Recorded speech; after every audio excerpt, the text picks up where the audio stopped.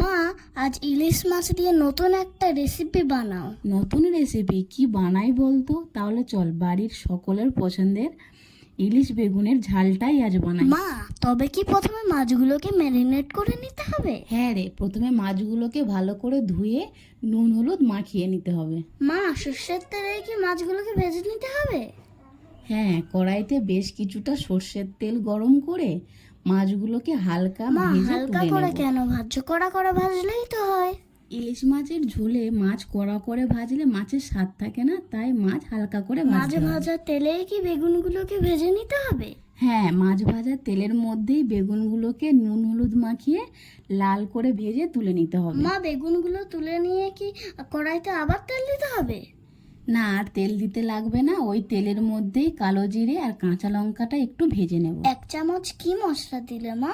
শুকনো লঙ্কা, জিরে, সর্ষে শিলেতে বেটে নিয়েছি আর একটু মশলা ধোয়া জল দিয়ে দিয়েছি। মশলাটাকে কি আবার কষিয়ে নিতে হবে?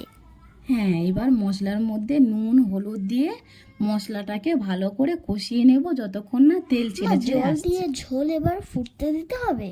হ্যাঁ, ঝোল ফুটে উঠলে ভেজে রাখা বেগুন আর ভেজে রাখা মাছ একসাথে দিয়ে ঢাকা দিয়ে 2 মিনিট আরও ফুটিয়ে নিতে হবে। তাহলেই কি রান্না হয়ে যাবে মা? হ্যাঁ, তাহলেই রেডি হয়ে যাবে ইলিশ বেগুনের ঝাল।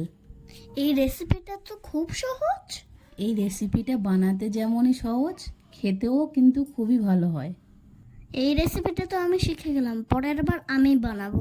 হ্যাঁ, তাই বানাস। পরের বার যখন ইলিশ মাছ আনবে তখন তুই এই রেসিপিটা সবাইকে বানিয়ে খাওয়াস। তরকারির গন্ধে আমার খিদে পেয়ে গেল। তাহলে আর কি, স্নান করে খেতে বসে যা।